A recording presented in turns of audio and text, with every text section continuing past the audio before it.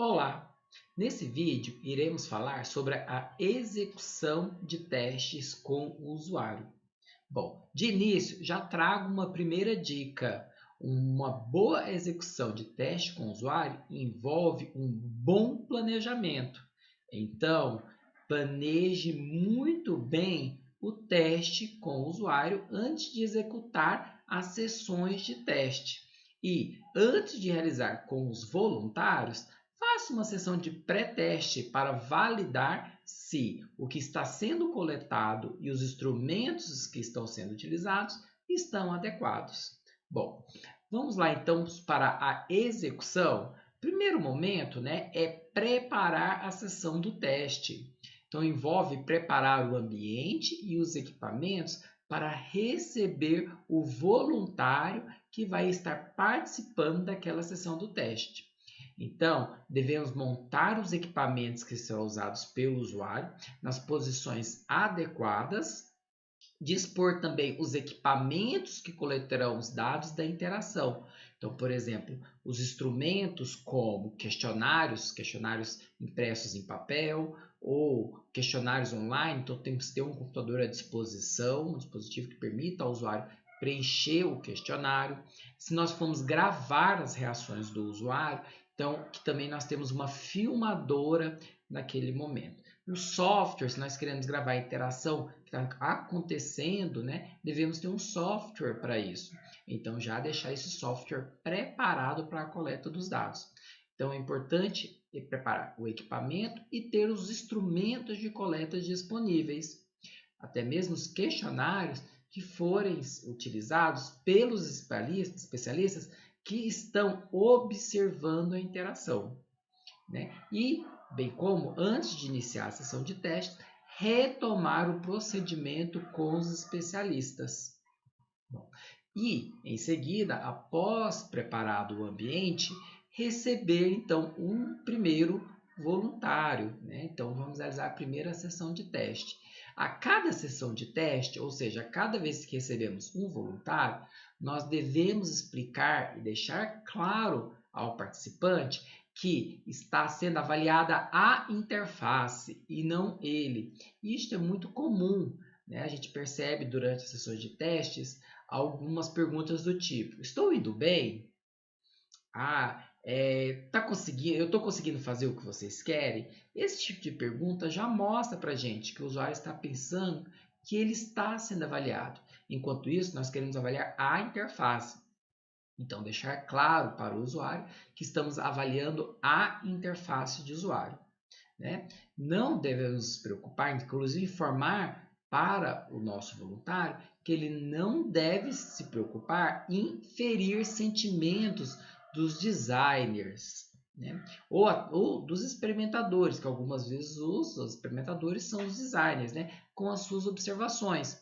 Então, o usuário tem que se sentir, o voluntário tem que se sentir à vontade em apresentar as suas observações, Sejam queixas, sejam sugestões, sejam pontos positivos, E lembrar ao usuário que toda a informação que ele fornecer vai servir para melhorar a interface do usuário daquela aplicação.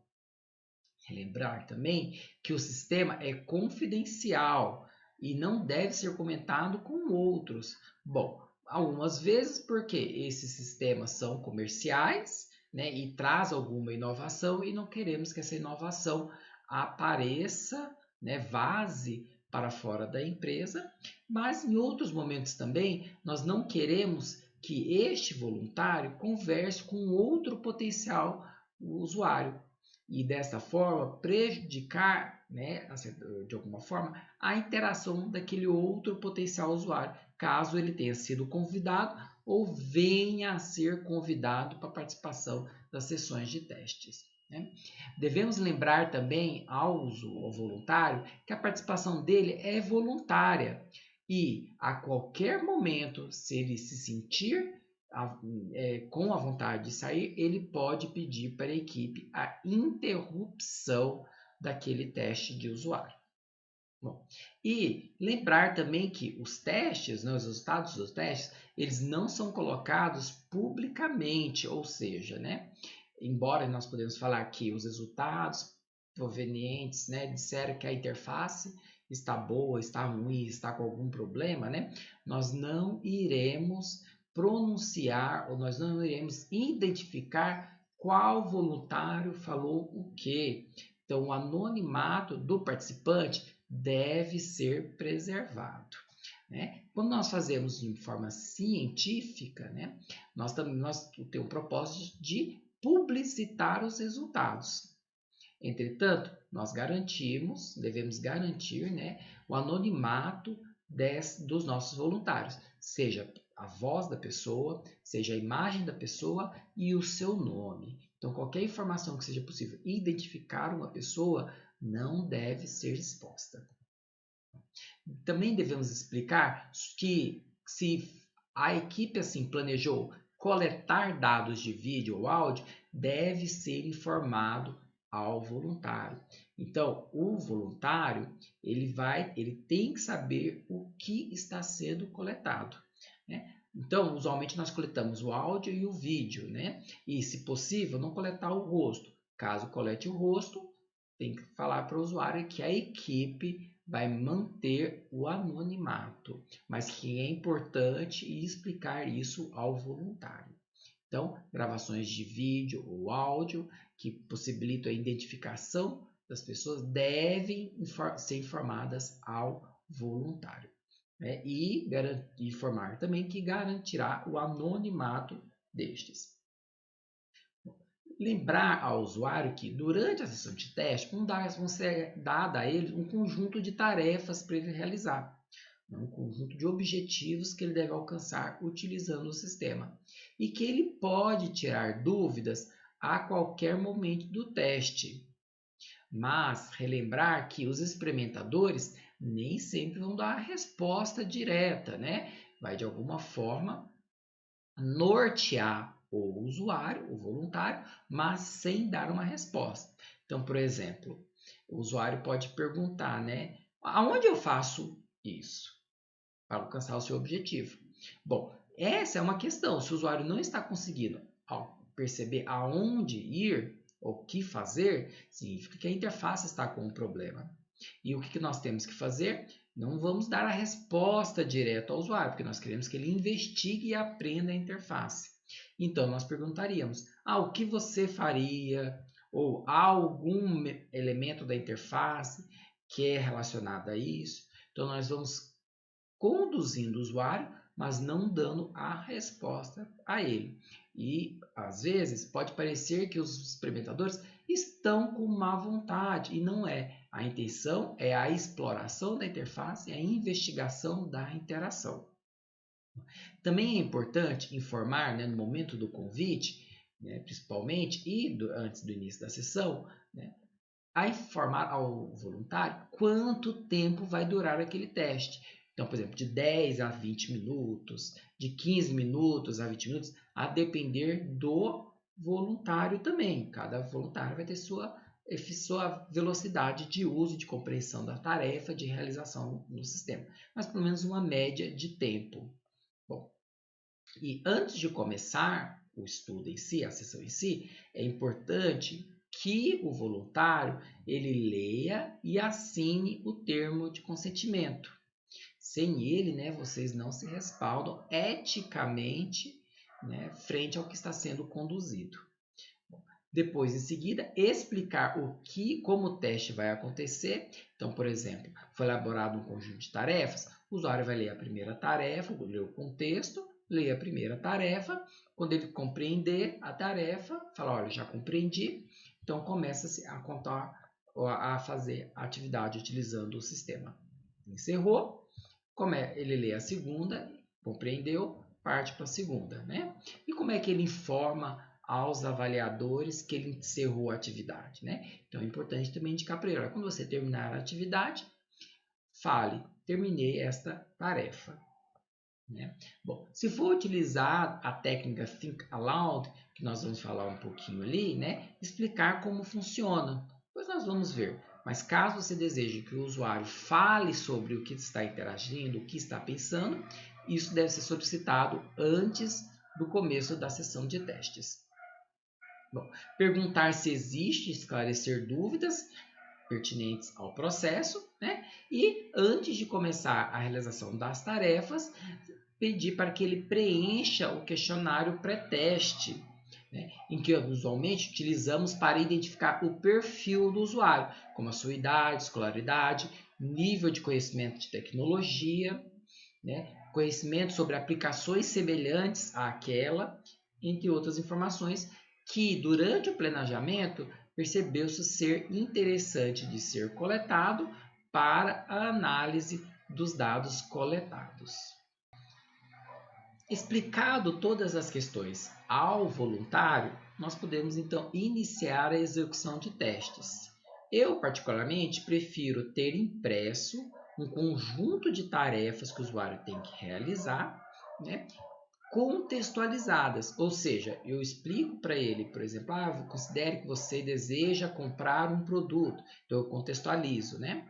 E então você ouviu falar de um amigo sobre o site tal ou sobre o aplicativo tal. Então eu contextualizo e depois vou criando as tarefas. Bom, então eu apresento um cenário e as tarefas por escrito. Eu peço que o usuário leia, ao invés de falar, leia e usualmente, né, tiro as dúvidas e peço para ele, olha, então, quando você quiser começar, pode começar. E quando você terminar de executar, por favor, fale terminei. E então começa-se a gravar, ou então uma gravação contínua, mas que começa a contar o tempo ali, se for um dos critérios, uma das métricas que devem ser coletadas. Bom, sempre durante a execução, lembre do usuário falar sobre o que ele está falando, que é a técnica Think Aloud, que nós vamos falar um pouquinho mais para frente, né? Durante toda a sessão do teste. E também pedir para ele indicar quando completar uma tarefa, né? Completou, ele parte para a segunda, então ele vai ler a segunda e então executá-la. Eu prefiro desta forma. O usuário poderia ler todas as tarefas, entretanto, ele pode esquecer detalhes das tarefas ou esquecer qual é a tarefa a ser realizada, ficando difícil também um acompanhamento pela equipe. Durante a execução, o usuário vai estar utilizando a aplicação, ele pode estar nervoso, né? E pode cometer erros até mesmo bobos, ou falar ou comentar alguma coisa que a equipe da equipe de experimentadores podem reagir frente a isso, né?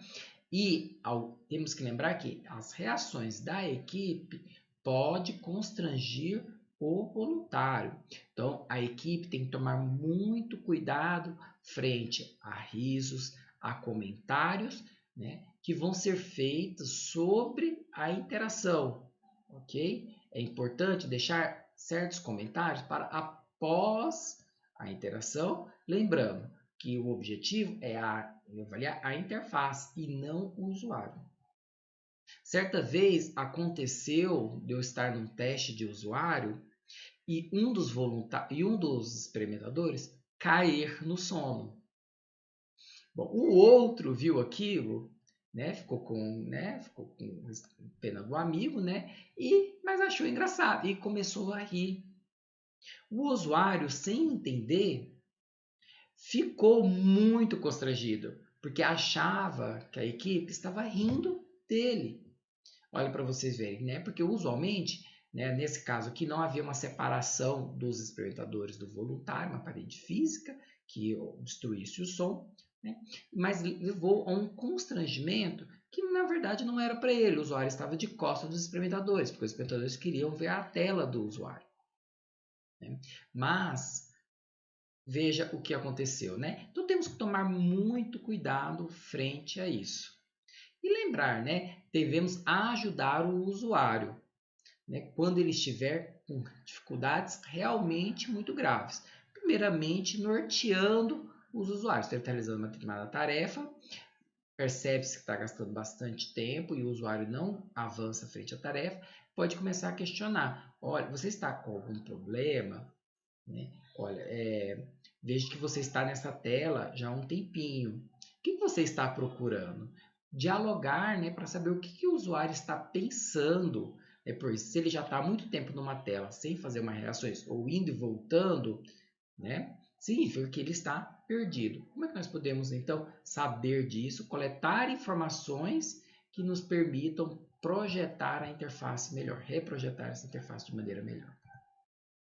A técnica Think Aloud, que eu já venho falando, né, falando no início do vídeo, envolve o usuário verbalizar seus pensamentos. Em tradução, é pensando em voz alta, né? Então, o usuário vai verbalizar o que está passando na sua mente. Para algumas pessoas, isso é muito fácil, para outras, é mais difícil. E então, os experimentadores têm que ficar questionando, né? E vai olhando o que é importante, né? Os observadores, né?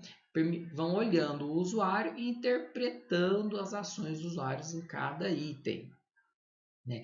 Com o objetivo de mostrar o que os usuários estão fazendo, por que estão fazendo e enquanto estão fazendo, evitando racionalizações posteriores. Embora há técnicas, que nós vamos discutir daqui a pouquinho, que façam isso, né? Apresenta a interação para o usuário que ele realizou e vai depois questionando, né? Bom, aqui no caso é durante a interação, né? Bom, isso torna o teste mais difícil de ser realizado, porque o usuário tem que ficar lembrando de ficar falando o que ele está pensando, o que ele vai fazer, né? Essas reações daqui do sistema foram as esperadas, né? Que são algumas questões que nós fazemos durante os testes do usuário usando o Think Aloud. É importante salientar, então, como ele está falando, os usuários vão ficar mais lentos, né? E podem cometer mais erros, né? Ou podem cometer menos erros, porque eles estão refletindo sobre a interação. Mas quando usamos essa técnica, né, nós temos que pensar que ela conflita com uma outra métrica, que é o tempo. Já que ele vai gastar mais tempo, pois ele precisa ficar falando do que está interagindo, essa técnica então não é boa de ser utilizada quando também temos como prioridade a coleta do tempo, ou seja, a medida de performance. Como disse, né, o avaliador ele tem que levar o usuário a falar sempre, mas nunca interferir no uso do sistema. Então, se o usuário está muito tempo calado, parado na mesma tela, né, ou navegando e não está indo para o rumo que os observadores acham que é o adequado para alcançar a tarefa, pois eles já conhecem a aplicação, né, pode estar questionando: olha, o que você está pensando? O que você está procurando? Né? Ou o que você acha dessa mensagem? Okay? Então, são perguntas, né? Nós não podemos indicar os caminhos. Por exemplo, não podemos fazer clique aqui, clique lá. Nem na descrição da tarefa e nem durante esse momento da execução dos usuários, pois aí nós estaremos interferindo diretamente na interação. Bom, se o usuário perguntar se pode fazer alguma coisa, também devemos responder com uma pergunta, né? O que você acha que vai acontecer se você fizer isso? Né? Então, sempre buscando a reflexão do usuário e que o usuário externalize essa reflexão, mas nunca apontando a solução. Por exemplo, em um outro momento, o usuário se mostra surpreso com o que aconteceu, né? Os observadores podem comentar: ora, era isso que você estava esperando? O que você esperava? Nossa, estranho, né? Alguma coisa que fala, olha, mas é estranho, né? O que você aguardava? Então, levando ao usuário externalizar o que está sobre a sua opinião sobre a interação. Usualmente, como eu faço, né? Apenas um dos avaliadores fica mais próximo do usuário, justamente para que não fique aquele monte de gente colada no usuário, então apenas fica um, e ele conduz a sessão levantando essas questões e guiando o usuário nas tarefas. Então, agora vai realizar a tarefa 1. Depois, terminou? Agora vamos para a tarefa 2. Né? Isso dá uma certa liberdade, né, para o usuário fica menos ansioso nessa questão com relação de múltiplos observadores. Existem outras técnicas que podem ser aplicadas, como, por exemplo, a interação construtiva, né, em que há duas ou mais pessoas trabalhando conjuntamente. Isso vai ser muito importante para sistemas colaborativos, né, sistemas que envolvam pessoas trabalhando ali juntas, né? Ou, por exemplo, um jogo que há jogo de duas pessoas. Então, dois ou mais usuários trabalhando conjuntamente, né? É diferente de uma sessão que a gente só tem apenas um usuário sendo observando, mas aí vai depender também da natureza do software que nós queremos investigar. Ou até mesmo do público. Por exemplo, a interação construtiva ela é melhor aplicada quando há crianças envolvidas, porque aí a criança junto com um adulto ou uma criança junto com outras crianças, né, vão construir o modelo de interação. Mas essa técnica também acaba tendo um problema, que é a diferença de estilo de interação entre os usuários, né? Então nós temos que saber selecioná-la adequadamente. Uma outra técnica é permitir com que o usuário, após realizada a sessão de teste, visualize a interação dele e vai comentando o processo de raciocínio dele. Então, o usuário vai comentando as suas ações gravadas em vídeo. Qual é o problema, né? Se o usuário gastar 10 minutos interagindo, vão ser mais 10 investigando essas ações, né? Então, essa técnica ela não é indicada para aqueles usuários caros, né? Aqueles usuários em que nós temos, né, que o usuário se despende muito dinheiro ali para tê-lo naquele teste. Ou até mesmo para sessões muito longas. Imagina, se nós tivermos uma sessão de teste de 30 minutos, nós teremos aí 30 minutos de interação, mais 30 minutos de ação, de diálogo sobre a interação, o que vai durar 1 hora, que de certa forma é cansativo para o voluntário. Uma outra técnica é o método de coaching. O que isso significa? À medida que o usuário vai interagindo, né, vai vendo uma participação dos observadores, principalmente para focar o usuário nas tarefas que devem ser realizadas ou mantê-lo no caminho correto. Por exemplo, se ele desviou demais do caminho que deveria ter sido seguido.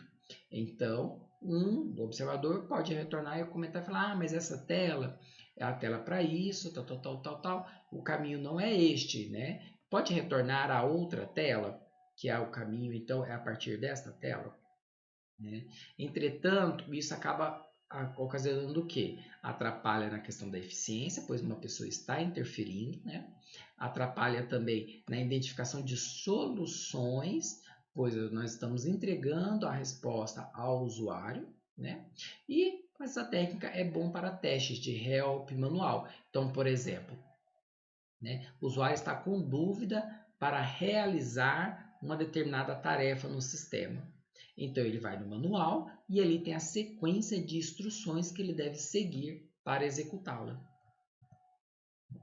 Após realizar todas as tarefas, né, nós encerramos a sessão com aquele voluntário, mas antes de dispensá-lo, nós vamos convidá-lo a fazer comentários ou sugestões gerais, bem como também, caso tenha sido planejado isto, né, que ele responda a um questionário específico, né, o questionário de pós-teste. Após ele então preencher o questionário de pós-teste, nós devemos agradecer a participação deste voluntário, né? E guardar os dados coletados, sejam arquivos virtuais, sejam os instrumentos físicos escritos pelo usuário, né? O termo de consentimento, questionário pós-teste, questionário pré-teste, outras informações, né? E preparar o ambiente para receber o próximo voluntário, caso tenhamos uma outra sessão logo em seguida. Bom, durante a realização de testes com o usuário, a execução, é normal acontecer problemas, né? E esses problemas precisam ser contornados. Por exemplo, né? A energia acabar, ou se for navegação na internet, ficar sem a internet, ou a câmera de gravação dar defeito, E aí, então, a equipe tem que ter um plano B, né? Como é que serão coletadas essas informações? E, caso não seja coletada aquela informação, qual é o impacto no teste do usuário, no resultado dos testes do usuário? Ok? E, se for o caso, até mesmo, né? Se teve somente para um conjunto pequeno de usuários, um ou dois usuários, por exemplo, das sessões de teste, vale a pena descartar os dados daquela sessão? Então, são todas as questões que vão ser levantadas durante a análise dos dados coletados. Bom, falando um pouquinho da análise, então, ela vai depender um pouco, né, vai depender muito, na verdade, de quais são os dados e qual é o objetivo da realização desta avaliação. Né? Nós podemos trabalhar ela estatisticamente, né, com os dados que foram coletados e são numéricos. Nós podemos coletar um conjunto de opiniões que os usuários nos informaram. Né? Podemos coletar também, por exemplo, o número aonde que os usuários tiveram problemas, né, ficaram parados, ou falaram, nossa, essa palavra eu não conheço, ou essa palavra não é o termo que eu utilizo, ou não gostei deste layout. Então, podem variar muito dos dados. Né? E a análise vai ser feita pensando nisso, frente ao que foi planejado, ao que foi executado e dos problemas, se aconteceram, frente dos dados coletados.